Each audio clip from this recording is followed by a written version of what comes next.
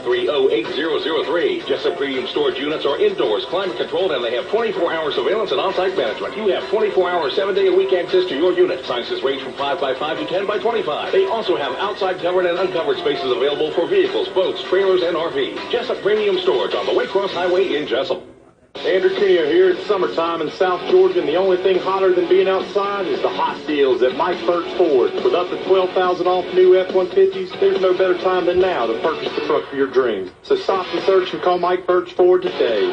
Andrew Cuneo here. It's summertime in South Georgia, and the only thing hotter than being outside is the hot deals at Mike Burt's Ford. With up to $12,000 off new F-150s, there's no better time than now to purchase the truck of your dreams. So stop the search and call Mike Burt's Ford today.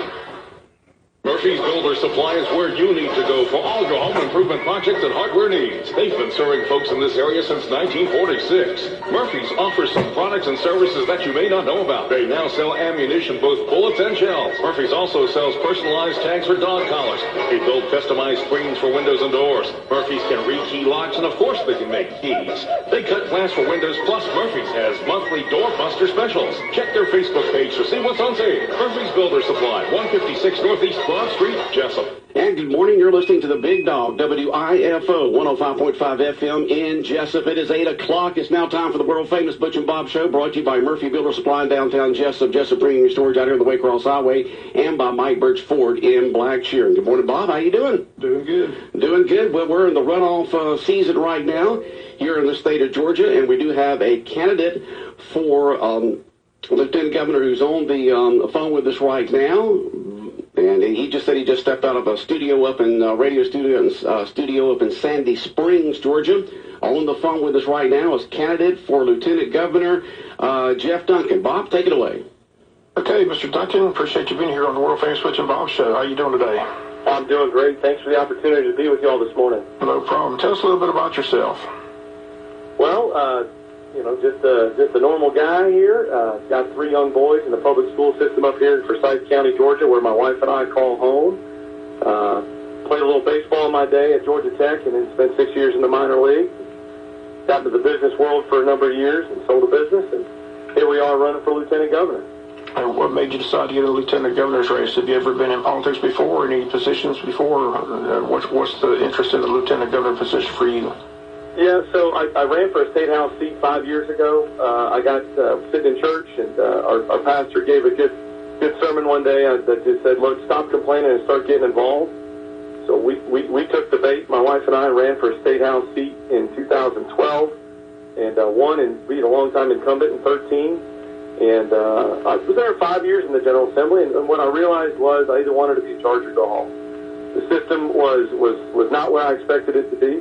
And when I saw the lieutenant governor's role open up, I realized I was a person that loved policy but couldn't stand politics. And I felt like as lieutenant governor, it would put me in a great opportunity to represent folks all across the state, taking policy first and foremost. And jumped in the race. Obviously wasn't the next guy in line. I was the underdog of epic proportion. And I'm running against somebody who's been in politics for 30 years. And but here we are. We're in the runoff, and we've got a grassroots fire burning. We got a shot to do this. And if you just joined us, Jeff Duncan, candidate for lieutenant governor, running in the runoff against David Schaefer. Again, as you mentioned, the current lieutenant governor is running for governor, but these runoffs, the big problem right now is not many people are going to the polls. So what are you doing to generate your supporters to get to the polls? Yeah, like I said, we started at 0. 20 months ago when I started this process, we had nobody. So we believe that it's just hard work. We believe it's just getting out, getting our message out to the people. I've given speeches everywhere. I'm talking to different lunch groups and dinner groups and radio interviews just like this one and another one I had this morning. Turnout's going to be dreadfully low, but here's what I know. I know the people that are going to show up are folks that want somebody to represent them and their conservative values in this Republican primary. And I think we not only have a shot to win this, I think we got a good shot to win this on July 24th. What do you see the role as a lieutenant governor is, and when you're out campaigning, what are you running on? What's your platform? Yeah, for me, it's a mentality, right? It's in these important roles around state government. If the mentality for far too long has been, we the government have all the solutions, Instead, I believe it's we the people. I think we the people ought to be the front lines of defense against a lot of these issues and these challenges we face, instead of continuing to look for opportunities to make government programs bigger and better. An example of that is the rural health care bill that I know is positively affecting your community and many communities across Georgia. I came up with an idea a few years ago sitting at my kitchen table to empower rural communities to be a part of fixing their health care issues. I allow corporations and people to write checks directly to their rural hospital, and in return, you now get 100% tax credit. And we're hearing stories of hospitals all over the state raising millions of dollars to help themselves and help their community. And the best part about it is there's no strings attached. There's no government program that's telling them how and when and why and where they need to spend that money. Their community tells them. I think there's other problems we can solve around that. I think dollars for education can flow even further out to the local communities and allow them to better educate their kids. I think there's all kinds of things we can do. And so it's just a mentality shift. And that's really what lit this grassroots fire for our team. Once again, if you're just joining us, Jeff Duncan on the phone with us, candidate for Lieutenant Governor in the runoff with David Schaefer. Reading your literature, you said you're focused on creating the even playing field. What do you mean by that? Well, I think right now, too often special interest groups are represented at the Georgia Capitol instead of you, the voters, you, the people. Look, too many of these bills are decided by too few people and by a special interest group that just is armed with millions of dollars that the individual voter doesn't have. I think it's an opportunity to lean into, as Lieutenant Governor, Jeff Duncan is going to push more power out to the committee process and try to decentralize it, right? There's just a handful of people that make too many decisions in Georgia. I think we got to level the playing field, not for any groups, but for the people. Georgia Public TV televised debates. Is there a debate set up between you and David Schaefer that people can watch? Yes, we've got a debate that's taping on Thursday, and I think it's gonna live stream, and then it's gonna run on Georgia Public Broadcasting on Sunday. I'm not sure the exact time. Well, again, the early voting is underway. As we mentioned, just a very low turnout. Do you think that helps you or hurts you in this runoff election? Yeah, I don't know. I'm so new to politics. All I know to do, I learned this from spending 6 years in the minor leagues trying to strike people out.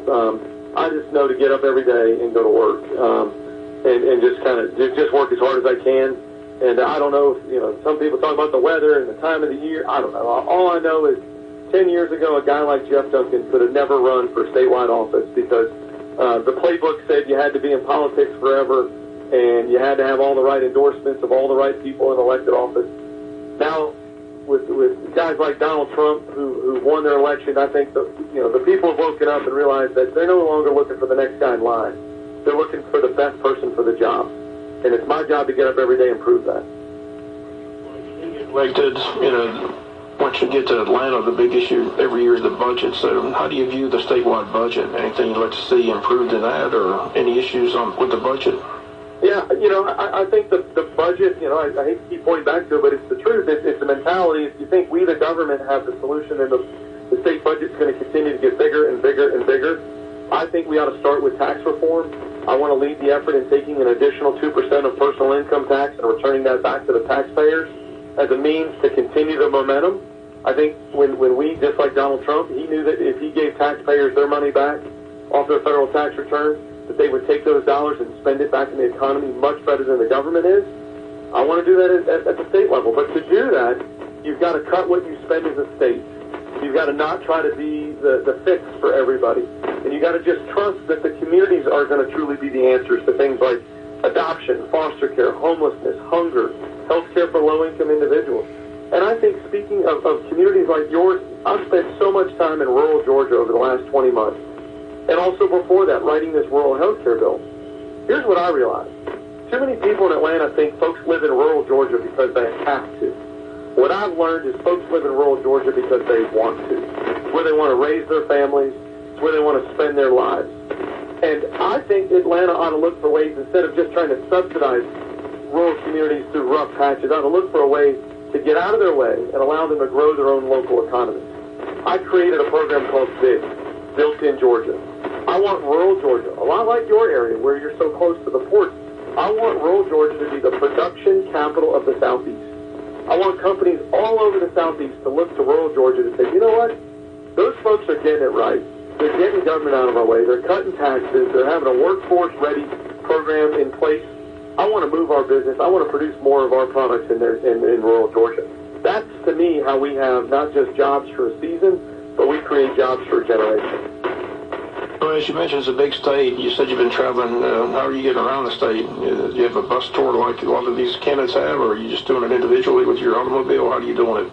We're doing it all the above. I have flown a little Cessna 172. Me sitting in the left seat, flying it around. I've ridden in the passenger seat of a car with our staff driving us, and we also have a big RV that we've taken out on a bus tour a couple times. So planes, trains, and automobiles has kind of been our path to get to Georgia. It's a big state, and if a guy like me wins, it's not because I can sit some fancy fundraiser in Atlanta and raise millions of dollars like my opponent's been doing for a year. It's because I get out there, roll up my sleeves, and go meet folks at breakfast, lunch, and dinner, and tell them why Jeff Duncan's going to be the best lieutenant governor in this race. Well, as you mentioned, you're running against somebody who's been in politics for a long time, so, again, they do consider you the underdog, so do you relish that role? You know, we just launched a TV ad here in the Atlanta market, or actually all over the state. You're going to see it on your TVs down there. It's called The Underdog. I've been the underdog my whole life, right? I was the underdog on the baseball field. Nobody thought I could get to college. I ended up pitching at Georgia Tech on a scholarship. Nobody thought I could get drafted, and I did that. Nobody thought I'd be good in the business world, and I did that. I'm the underdog in this race, too. Here's what I know about being the underdog. I don't really like it. I can't tell you I'll get up in the morning and enjoy being the underdog, but I'm really good at it. So we've snuck up on a lot of people in this race, and we're going to keep sneaking up on them. Look, I know that if I meet enough Georgians and I tell them my conservative plan going forward and I show them my conservative track record, they're going to vote for me.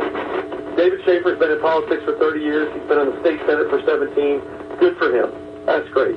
But I don't know of a single tax increase that he voted against. I spent 5 years and I voted against over $1 billion worth of tax increases. Not because I thought I was running for lieutenant governor or I wanted a grandstand. I did it because I promised everybody in my conservative district back home when I ran that I believed in smaller government and lower taxes. And I wasn't going to lie to a single one of them. Yeah, as you mentioned, you made it to the minor leagues, went to Georgia Tech. Where did you play your high school ball at? I went to Chattahoochee High School in Alpharetta. Y'all win a state title? No, we didn't. We were a new school. I was actually the only second graduating class out of there, but we were the first team to ever go to state playoffs from that area, and so it was good. It was a lot of good teammates. And, in baseball taught me a lot. Obviously, I learned a lot about how to pitch, but I learned a lot about life. I learned how to work hard and the value of working hard and how that separates you from the competition. And I also learned how to chase a dream. Chasing a dream is not about somebody just handing you your dream when you get up in the morning. Chasing a dream is about figuring out what you have to do to get there, and then finding value and success in accomplishing each of those steps. And that's carried well to me in the business world and now in running for lieutenant governor. Okay. Well, Mr. Duncan, we appreciate you being here on the world famous Butch and Bob Show. Again, wish you the best of luck in this runoff. Thank you all so much for this opportunity. TeamDuncan.org is our website. And please go vote on July 24th. And I'd love to ask for all of your listeners' support for Jeff Duncan for lieutenant governor. Thank you very much, Jeff. We appreciate you calling in this morning. Jeff Duncan there, candidate for lieutenant governor here in the state of Georgia, up there from the Cumming, Georgia area, and running on the Republican ticket for runoff for lieutenant governor. And Bob, it's good to have these statewide candidates calling in or either coming into the world famous Butch and Bob Show.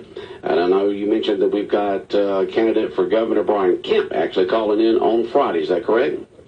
The same situation. They've got the Georgia Public TV telecast on Friday. He was expected to be on the bus tour and be in studio with us on Friday, but due to that conflict, he's not going to be able to make it. He has to be there for the debate. So, but he'll join us on Friday by phone for the 30-minute show. So okay. Look forward to talking to him this coming Friday. So I said he did carry Wayne County, did carry South Georgia. So he's in a key runoff as well against KCK with that GOP nomination for governor, which you would think would have a lot of people interested in voting, but so far, no go. Yeah, we're talking about the top position in the state is on this runoff, and for here in the state of Georgia, and you've got Lieutenant Governor Casey Cagle versus Secretary of State Brian Kemp for governor to replace Governor Deal, who's been in there almost 8 years. And we've heard from Casey Cagle several days ago. We'll hear from Brian Kemp on Friday. And for Lieutenant Governor, we just heard from former State Representative Jeff Duncan from Cumming, Georgia. And he talks about him being the new generation of leaders here in the state of Georgia because he is younger than his opponent. And then, of course, for Secretary of State, you got the guys with long last names. You got State Representative Brad... how did you pronounce that? Raffensperger? Raffensperger. Yeah, it's a long name. Raffensperger. And State Representative Brad Raffensperger. And former Alpharetta Mayor David Bellisle. Of course, we had David Bellisle here in the studio with us a few weeks ago. He was his tour here in South Georgia, and we appreciated candidate for Secretary of State David Bellisle here a few weeks ago. He's former Alpharetta Mayor. And the State Representative Brad, how do you pronounce his last name? Raffensperger. All right.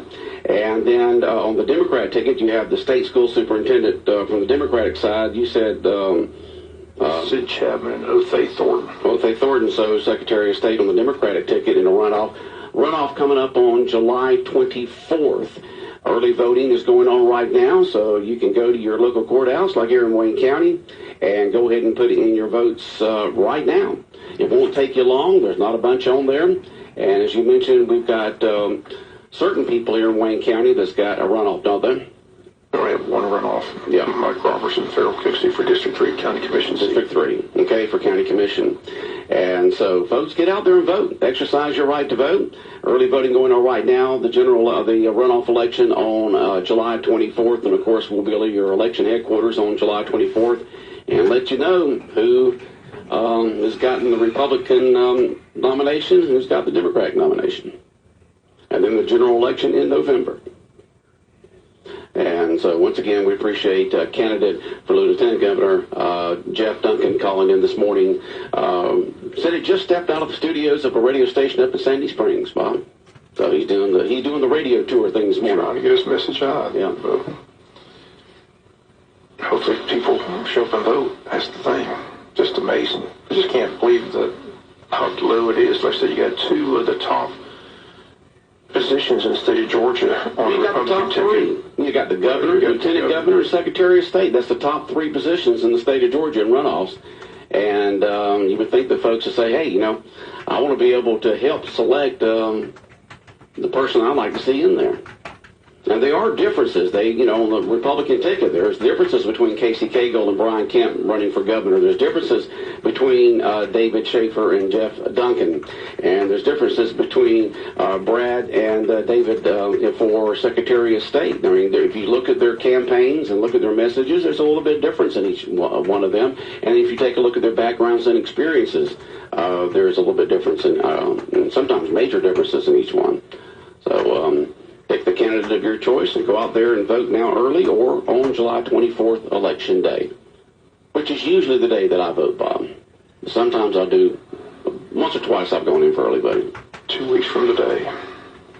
Yep, 2 weeks from today. And 3 weeks from this Thursday, school will start back here in Wayne County. So 3 more weeks and 2 days of summer vacation for Wayne County schools. So all the students out there. Of course, teachers, I guess, will start back way before then. Many of them will be going to their classrooms probably already, get it all prepared and ready to go. You'll see the teachers up there, the cars up there as they get in their rooms prepared and everything organized to get things started for the 2018-2019 school year here in Wayne County. And we do have the All-Stars in state playoff action. That begins today, is that correct? Yeah, most of the teams in action today. One team has a bye, so 5 of the 6 teams in action today late this afternoon. Have the full report tomorrow here on Local Sports. Okay, we're not able, for several reasons, to be able to broadcast any of the games at this particular time, but we will have the results for you tomorrow morning on local sports around 7:45.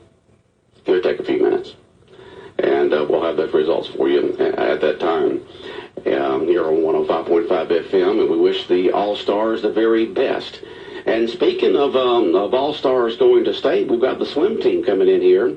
The Piranhas coming in on Thursday. Their annual tradition, before they head to state, they come in here to the radio station on Thursday morning, and they'll be packed in here in the studio and tell us about their plans for state. Now, where's state being held this year? It's always in Tifton. In Tifton. Okay, so at least don't have to go all that far, but over to Tifton, Georgia, for the Piranhas for state meet, for the state meet. 24 kids are qualified.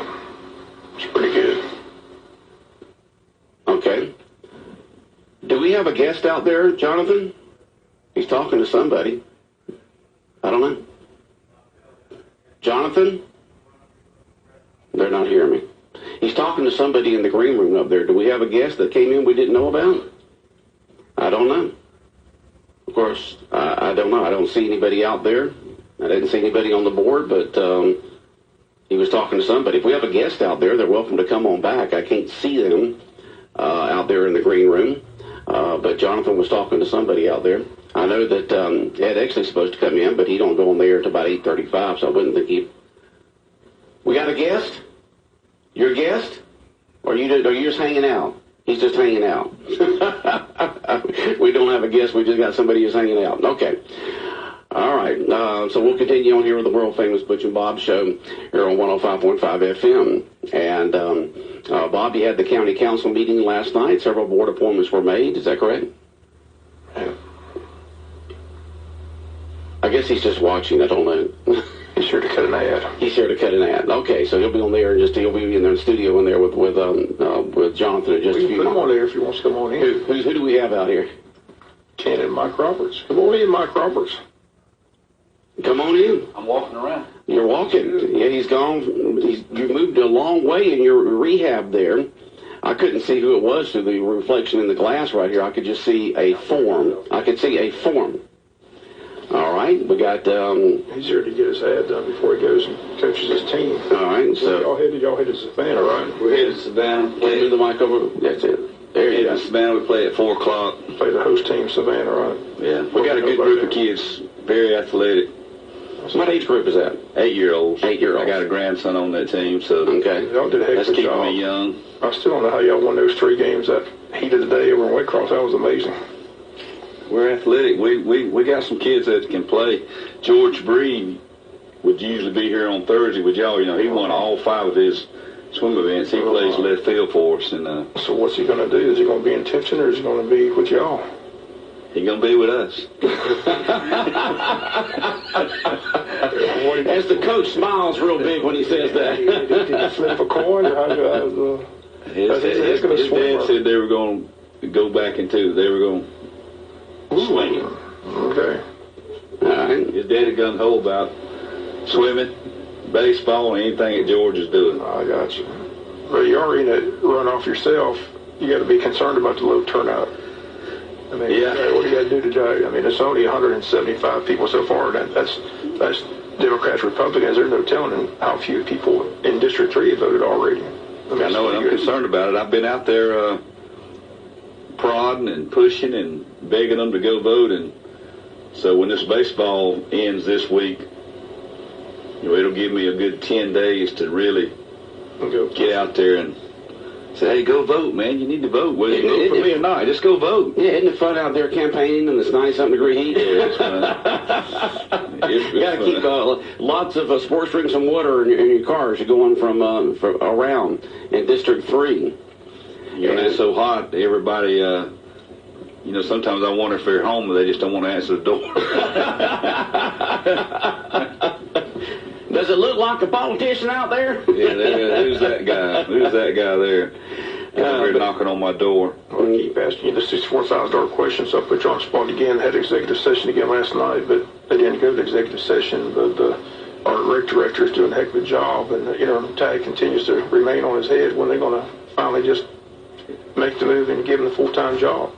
Well, I guess I can tell you this. I'd like to know. Yeah, you could tell us that. 6 months seems like a long time to be interim. I met back with Ed. We're not taking applications, so obviously he's getting a job. So what's the met back with Ed last night, and I said, Ed Jeffers, our county administrator. I said, where we at, dude? I said, I'll probably see Speck around Savannah. I said, where we at? And he said, I met with him, and I met with Christy, which is,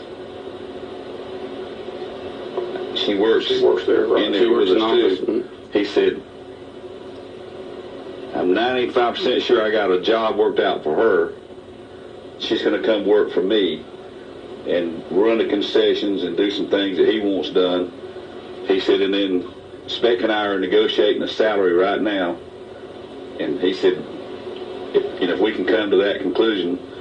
So I spoke up and said, look, when Steve Card was here, he made $62,000. So you're not going to keep Speck for 40. You're going to have to pay him more because we was paying Carl 70. I said, so you're going to have to pay him more. He said, we're up there to that point, maybe a little higher than that. He said, then he'll just have to say yes. And I said, well, when? He said, in the next couple of weeks. And we're talking about Ed saying that, Ed Jeffers, right? Ed Jeffers, yeah. All right, so there's a negotiation with Speck right now for the salary, and that's what's keeping him as interim instead of taking that interim off. It's just a matter of doing it and saying, good, this is what we got. Mr. Eccles wants to stay here and work for this. He'll work for this salary, and that's what we can afford. And right, it's all about money. It's always about the money. We always say that on the world-famous Butch and Bob Show. If you want to follow the story, follow the money line. Well, you're one of the commissioners involved in recreation. Like I said, you know what kind of job he's doing. Like I said, 6 of the 7 teams made the state. 24 swimmers are going to state. I mean, he's working pretty hard. So it's just, I know when I talk to him in Waycross, he just seems like he's getting frustrated with the interim tag. And the 6 months seems like a long time to be interim. He is, but we're gonna get it done, and we're gonna make him a good offer and keep him in Jesup. He likes Jesup. He loves Jesup. And I tell you what, it's impressive. You're down there in Waycross, and Speck comes in the dugout and sits with you, and what's going on? How's the boys doing? And then he leaves there and he goes over, catches the girls. All right, I say he's there. He's that's the thing about Speck. He's there, and we've had recreation directors have been very actively involved with the program, and Speck's one of those. He's there at the games. He's there with the coaches and the team. He's talking to the players. There's not a person out there that don't have some sort of personal relationship with Speck when it comes to recreation sports here in Wayne County. I asked last night. Commissioner Hickox. I said, dude, you heard any complaints this year about recreation? He said, not a one. I mean, if you can go through a baseball season like we have, order jerseys, order all-star jerseys, get everybody's motel rooms together, give some money for the kids to have, and nobody complained. That's amazing. Somebody doing a good job. That is amazing. It's about PR and visibility, and that's what that's the thing about Speck. When you go out to the ballpark, he's visible, he's there. So, plus he's active, plus he knows the kids, and like I said, he goes back and forth from one field to the other. So people are pleased with the job he's done. So it's just. When I was talking to Ed last night, I said, Steve Card made this amount of money when he was here. I said, from what I've listened to, and I've talked to other rec directors, I said, Steve was here a long time ago, so that's, I said, salaries are going up. The going rate's a little higher. Yeah. I said, so we can't cheat ourselves on money for a rec director, trying to say we're trying to save in our budget. I said, $20,000 is not going to make a difference in our budget, so we need to pay him something that'll keep him here, and then we get that behind us. Well, you get what you pay for. Yeah, that's right. You get what you pay for. Yeah. And so if you want good, and he's proved himself. He's proved himself that he can do the job. I just get worried that if it comes to a point where he just gets frustrated, he just says enough's enough, and So then we're going to do, like I said, we're not taking applications. We're not looking for anybody. So he's definitely the person for the job. I just can't understand why it's taking so long to get it. I think the only thing that could crash this situation is if somebody like Camden County said, "Well, we'll give you $90,000 to come down here." You know, we might get it crashed. So I don't think he's looking to go anywhere. He's just looking to get that interim tag and get the salary set. So Get set, get his life set. Yeah, I think you're going to see that happen in the next couple of weeks if they can come to some agreement. They met this week a couple times, and a lot of folks don't understand, as a board, as you're a county commissioner and you got your other 4 commissioners, y'all don't get personally involved. You can give your opinion to the county administrator, Ed Jeffers, but he's the one that actually negotiates and then makes the agreement with whoever he's hiring, and then y'all vote thumbs up or thumbs down, but y'all don't personally get involved and say, you've got to do this. No, he's over all personnel in the county. You know, he tends to that, and we do just what you said. We go in and sit down, close the door, and say, "Do we want spec? We want to keep him here. Are y'all negotiating?" "Yes, we are." What you doing? How's it looking? Where we at? And you know, I told him one day. I said, "Well, just go in there and just tell him he's got the job, and then y'all will figure out the thing, everything else later on." He said, "It ain't that easy, Mike." So we got County Commissioner Mike Robertson here this morning. Anything from last night's county council meeting that you want to expand on? There was nothing surprising. You know, we're hearing that when a piece of property goes bad, you know, people want it moved. They don't want to look at it. They don't want to see it. I mean, I went to a guy's house the other day. They were tearing the sides of the trailer off and selling them because the guy had abandoned it. He lives in Florida, Jacksonville, and his trailer's bad. And then his other neighbor had 10 dogs, and I seen all the dogs come out of the house. And I'm standing there watching this. He goes, "You see all them dogs?" I said, "Yeah, they all look good to me." They look fat and happy. But people got to understand, we can't throw people out of their house because they don't keep it nice and clean. But one thing you might want to address, we talked about you amended the animal ordinance, basically just to coincide with the city of Jesup and the state of Georgia, and it's about vicious dogs and dangerous dogs, and explain that.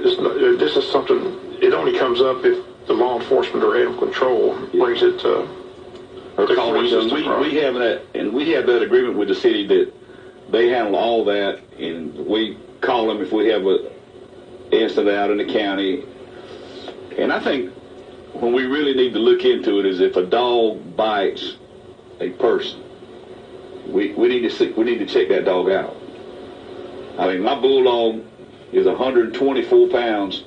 He rides all over town. Everybody hugs him and kisses him. He gets more hugs than I do. He's just a big baby, right? He's just a big baby. He's a big baby. But I tell you what, I thought my daughter was going to kill me at the ball field today. I was messing with her a little bit, and I come swinging my truck around there. I threw him out.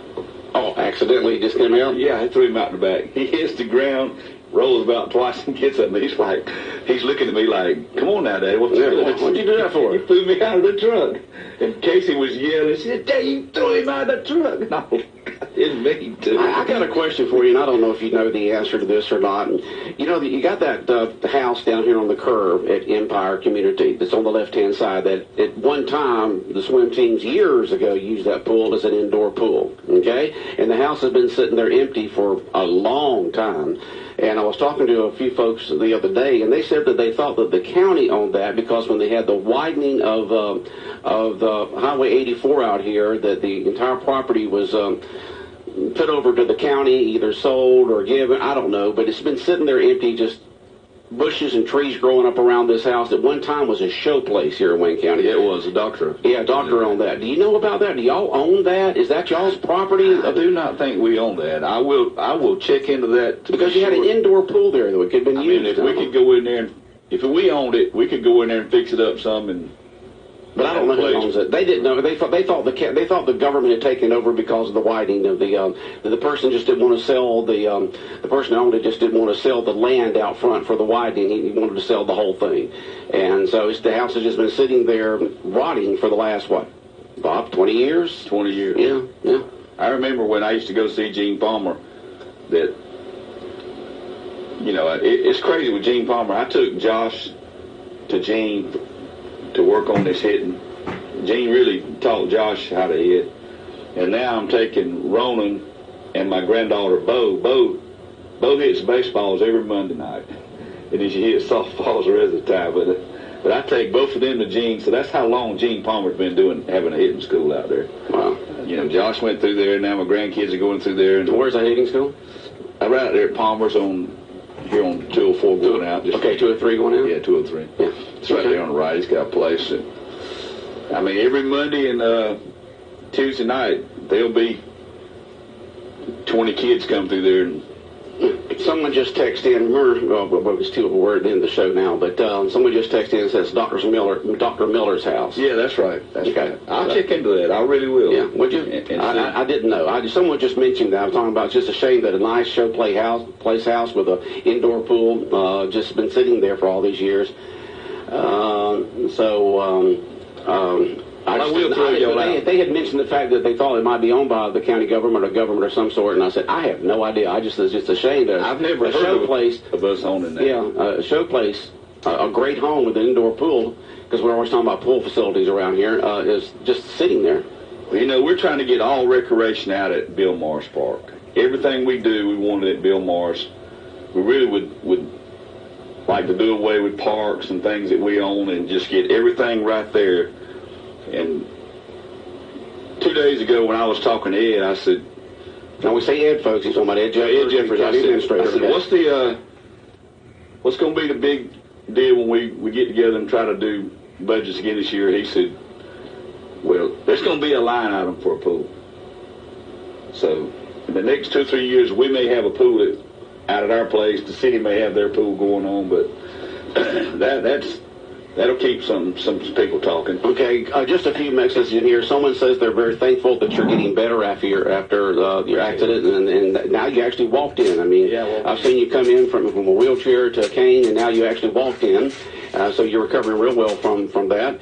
And someone just texted in, Gene's hitting is behind the Empire General Store up there. Yeah, that's where it's at. Okay. One final question again. Ralph Hickox mentioned, been looking at the tax increase. We've talked about that. Everybody aware? How bad is it going to be, do you think? I would like to see us do 2 meals.